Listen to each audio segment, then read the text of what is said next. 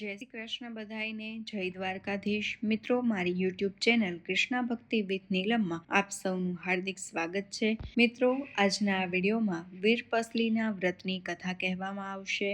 વીરપસલીનું વ્રત એ ભાઈ માટે કરવામાં આવે છે, જે બહેન પોતાના ભાઈની દીર્ઘાયુ, રક્ષા અને પોતાના ભાઈના સુખ સમૃદ્ધિમાં વૃદ્ધિ થાય તે માટે થઈને કરે છે. આ વ્રત શ્રાવણ માસના પહેલા રવિવારથી કરવામાં આવે છે અને બીજા રવિવારે તેનું પૂર્ણાહુતિ થાય છે. આ દિવસે બહેન ભાઈના ઘરે જમવા જાય છે અને બહેનને જમાડીને ભાઈ યથાશક્તિ ભેટ આપે છે. આ વ્રત ભાઈના કલ્યાણ માટે છે. તો હવે આપણે એની કથા સાંભળીએ.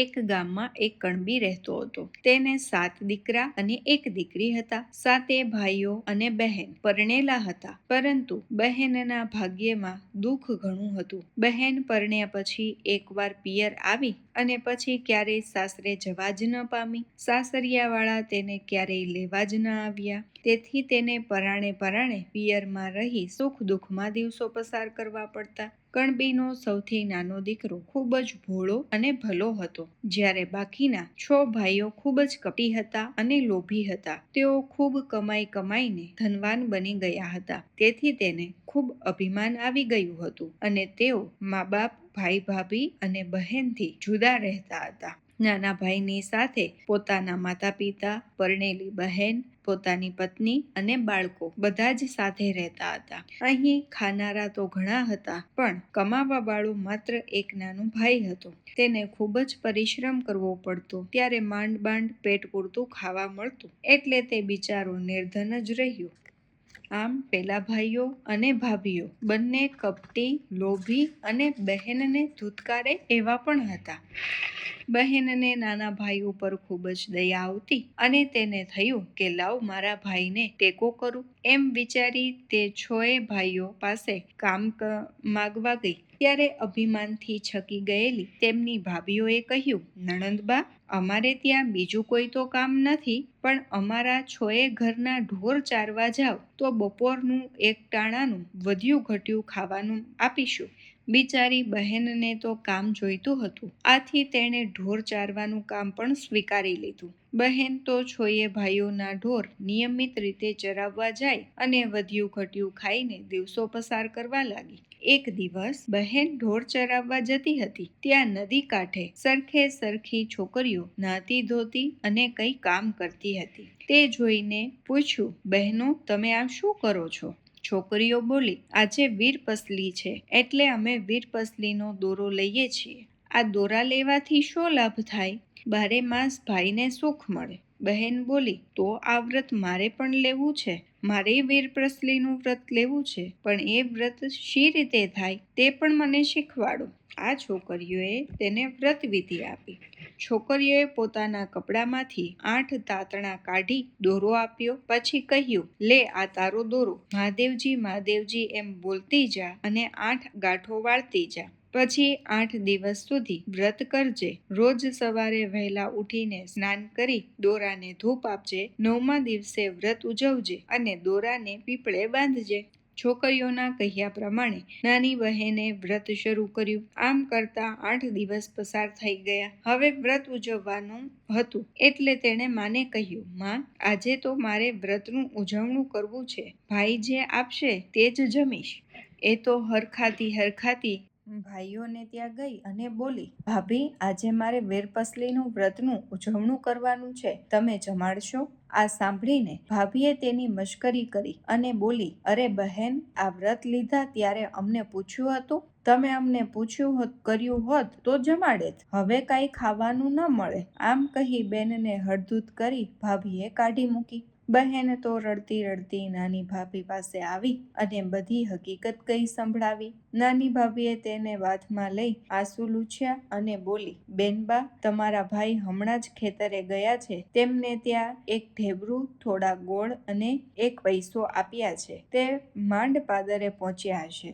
બહેન તો ત્યાં દોડવા લાગી. ભાઈ તો ખેતરે પહોંચી ગયા હતા. બહેન દોડતી દોડતી ખેતરે આવી. તેણે નાના ભાઈને બધી વાત કરી. ભાઈ બહેનને પોતાની પાસે બેસાડી ખાવાનું ભાથું છોડ્યું અને તેમાંથી ગોળની ગાંગડી કાઢી બહેનના મોંમાં મૂકી. પછી એક ઢેબરું ખવડાવ્યું. છેલ્લે બહેનને પૈસો પણ ભેટ કર્યો.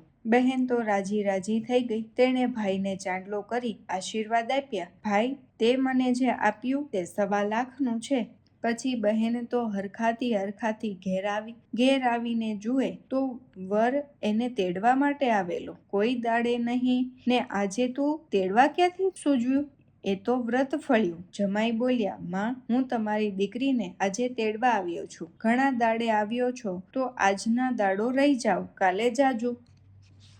જમાઈએ તો હઠ પકડી, ના, હું તો આજે જ તેડીને જઈશ. સાસુએ દીકરીને વળાવવાની ગોઠવણ કરવા માંડી. તેમણે ઘરમાં જોયું તો દીકરીને આપવા જેવું કંઈ ન મળે. તે તો દોડતા છએ વહુના ઘેર જઈ વાત કરી. છોએ ભાભીઓએ નણંદબા સાથે ટીખળ કરવાનું મન થયું. તેમણે ચીથરા, સાવરણી, ઈંઢોણી અને કપડાના ડૂચા પોટલી વાળીને સાસુને આપ્યા. સાસુએ પોટલું નણંદને માથે ચડાવ્યું. ડોશી દીકરીને જમાઈ સાથે વળાવી ઘેર આવી. એ તો થોડેક દૂર ગયા ત્યાં એક વાવ આવી. વાવને જોઈ બહેન બોલી, હે પતિદેવ, આજે મારા વ્રતનું ઉજવણું છે એટલે હું જરા નાહી લઉં.